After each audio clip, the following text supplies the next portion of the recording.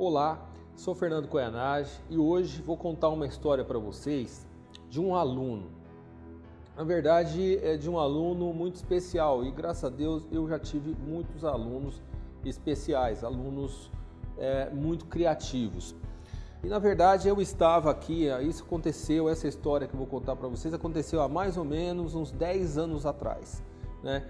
E estava eu aqui dando aula tal, e aí chega um aluninho meu e fala assim: professor, quero fazer um motor a hidrogênio.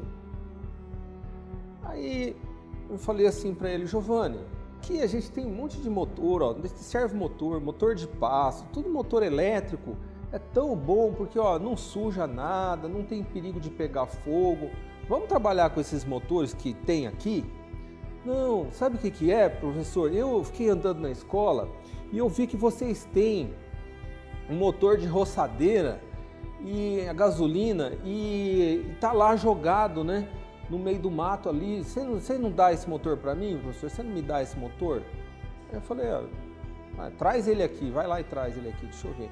O motor tava no meio da terra, assim, tava tudo cheio de terra, enferrujado e tal. Eu olhei e falei: bom, isso daqui é um lixo, né? Quer dizer, isso aqui é sucata. Então leva tal.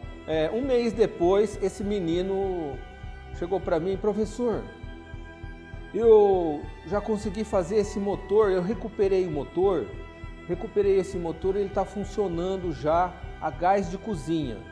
Aí eu falei: opa, pera aí, como é que é esse negócio? Aqui na escola não pode mexer com essas coisas não, a gente não pode não, aqui esse negócio tem perigo de pegar fogo. Não, professor, eu fiz numa oficina lá de um conhecido meu, a gente modificou o carburador para injetar o gás de cozinha, né? Eu falei assim: peraí, como é que é o negócio? Você mexeu no motor e tal? Mexi no motor, não sei o que.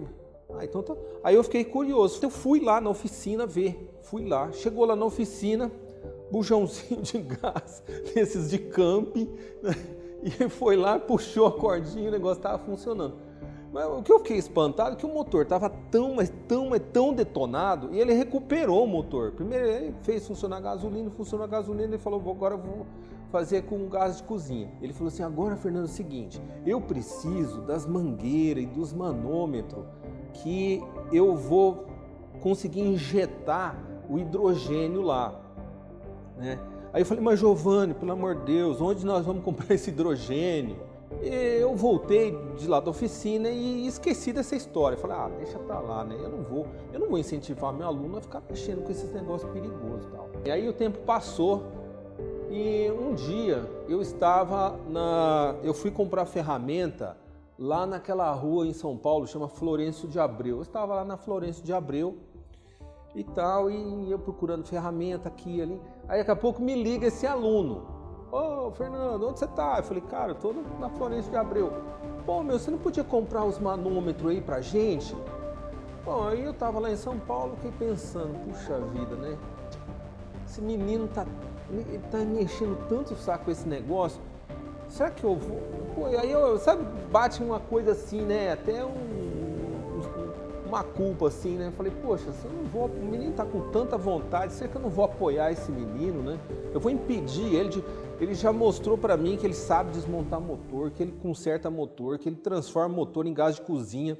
Ele fez um carro funcionar a gás de cozinha. Eu falei: pelo amor de Deus, Giovanni, não vai andar com esse carro, filho, você vai ser preso aí. Ele modificou o carro para andar com gás de cozinha, vai vendo. Eu falei: cara, eu vou comprar esse negócio e vou inscrever ele aí num concurso de ciências e tal, né? Vamos ver o que dá, né? Mas, o que aconteceu? Eu fui lá e era caro, sabe? Esse tipo de equipamento para hidrogênio.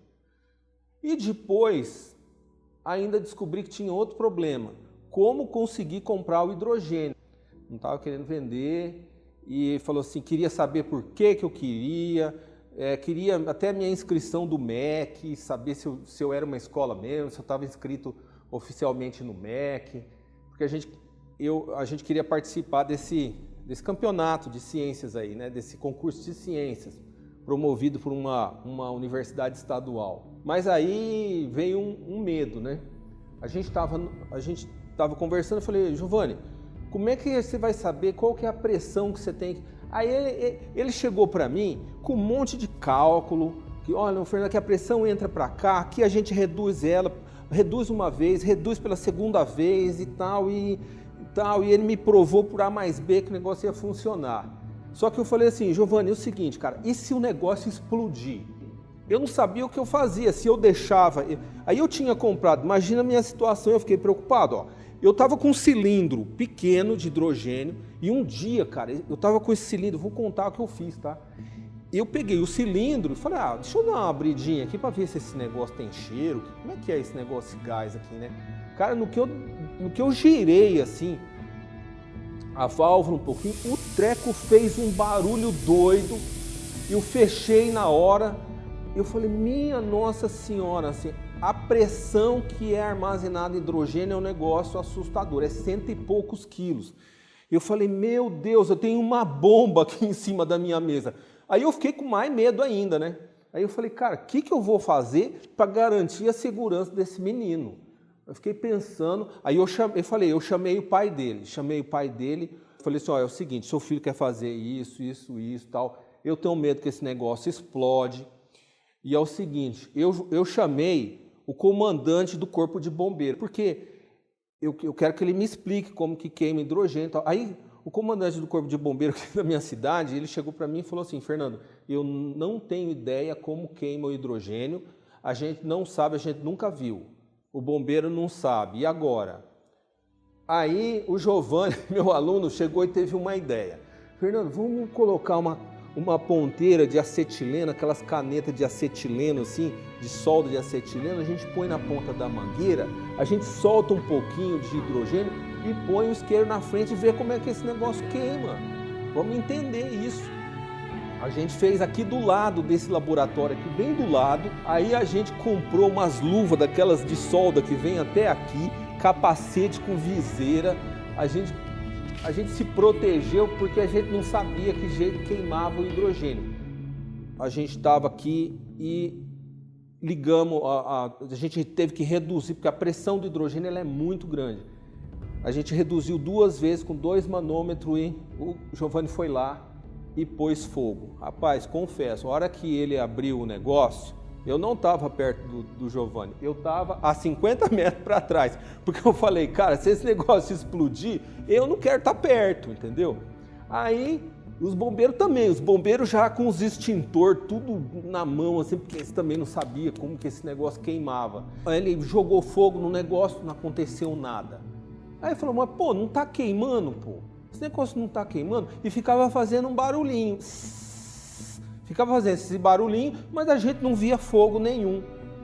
Aí tinha uma tampinha no chão. O Giovanni pegou, mirou a caneta assim, para cima da tampinha. A tampinha vermelhou.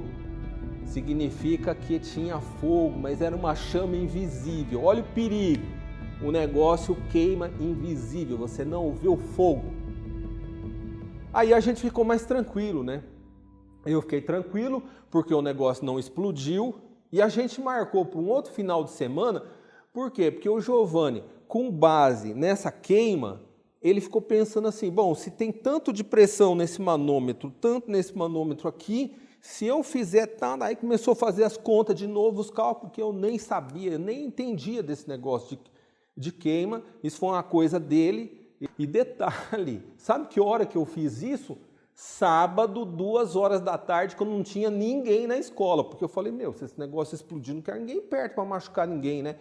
Aí o bombeiro, para me assustar mais ainda, falou assim, ô Fernando, sabe esse cilindro de hidrogênio aí? Esse negócio, cara, é uma granada, cara.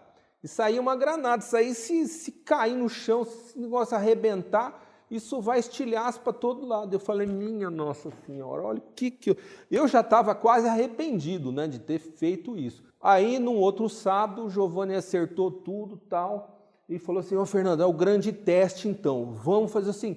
Aí o Giovanni, não contente só com fazer o motor funcionar a hidrogênio, ele falou assim, Fernando, vamos fazer um jeito, criei um jeito do motor funcionar a gasolina e automaticamente mudar para hidrogênio. Eu falei, então vai, vamos tentar esse negócio aí. Aí ele chegou com o motorzinho todo modificado e tal, e nisso a gente foi fazer o teste, os bombeiros estavam perto também, eles vieram muito gentilmente, né? Agradeço ao Corpo de Bombeiro de ter vindo acompanhar esse teste, né?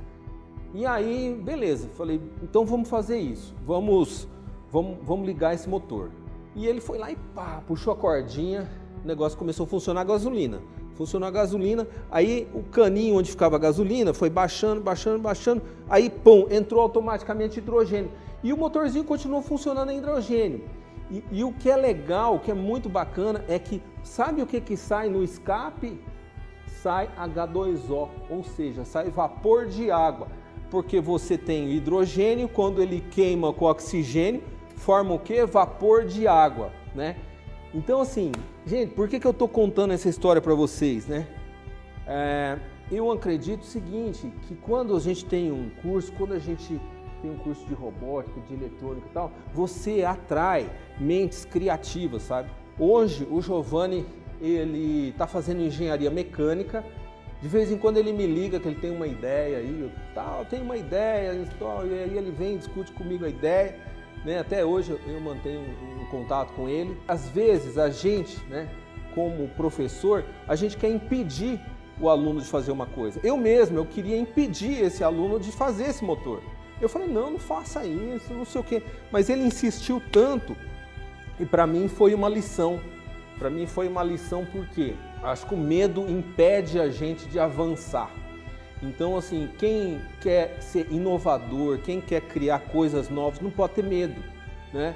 E hoje eu conto essa história para vocês, assim, com o maior orgulho, né? Então, a gente que é mais velho, às vezes a gente tenta impedir a criatividade do aluno. A gente não pode fazer isso. A gente não pode. Eu acho que eu me cerquei de todos os cuidados para o meu aluno não se machucar, mas eu acabei cedendo, né? E isso para mim ficou uma grande lição.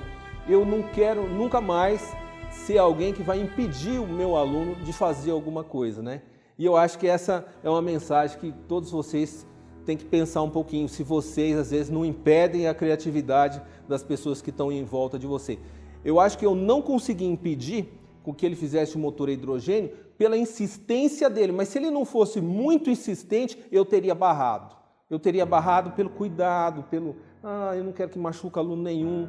Então, assim, não é assim. A gente precisa tomar cuidado, mas a gente precisa deixar que as ideias avancem, que os alunos que têm realmente potencial consigam fazer as coisas.